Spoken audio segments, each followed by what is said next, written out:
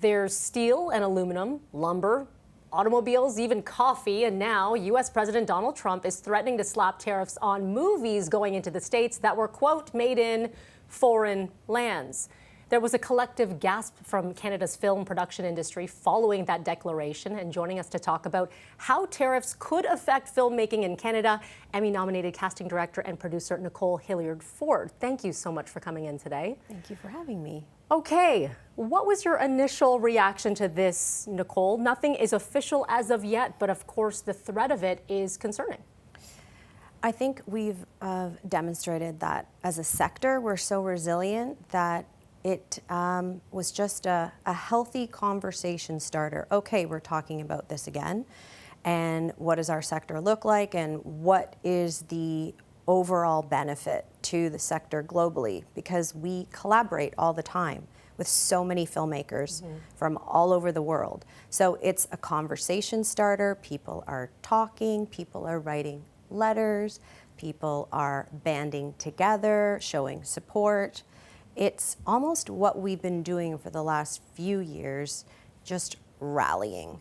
And perhaps on a condensed timeline, dependent on what the U.S. president decides to do. When you talk about the resiliency of the industry, and correct me if I'm wrong, there's still some recovery from pandemic. There's still the impact of what happened with the writer's strike. And so, but there is the resiliency, as you said, to figure it out and coming together. When you talked about different people from different countries, often when we look at a film, it's not just one country that has their hands in there, right? So how would this impact these possible tariffs? It feels like a bit of a gray zone, no?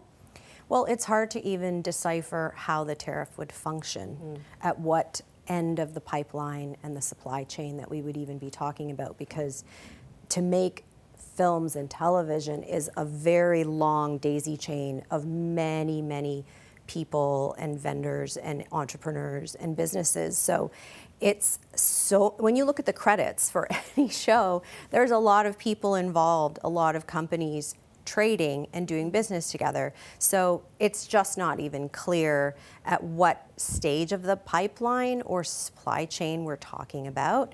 That needs to be ironed out and discussed and hashed. But in the Canadian audiovisual sector, we are very diversified. We do a lot of Canadian content, domestics. We do lots of co-productions with multiple countries, and we do service productions with the United States. It's always been win-win.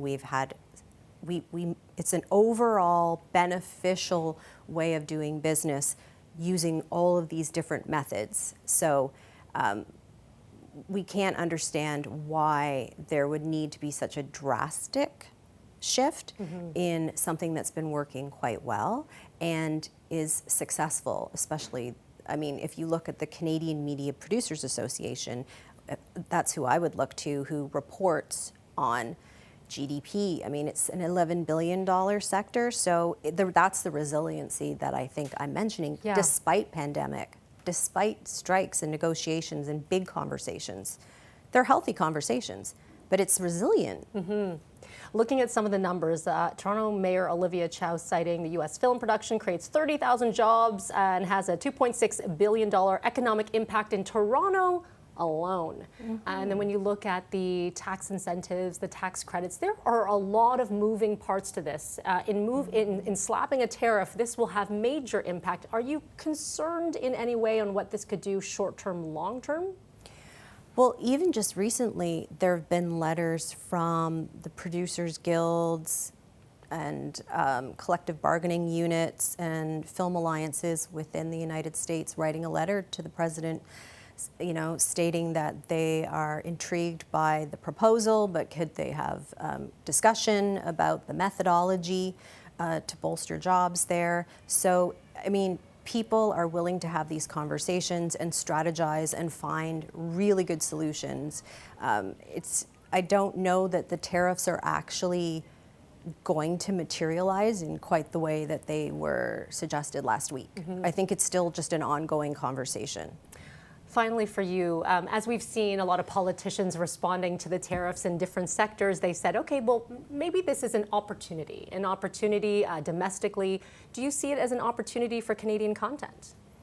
Oh, I do. I mean, we have so many lobbyists and people who advocate. We're proud Canadians, so our domestic sector is really, really strong, and we are always going to keep having conversations around Canadian content.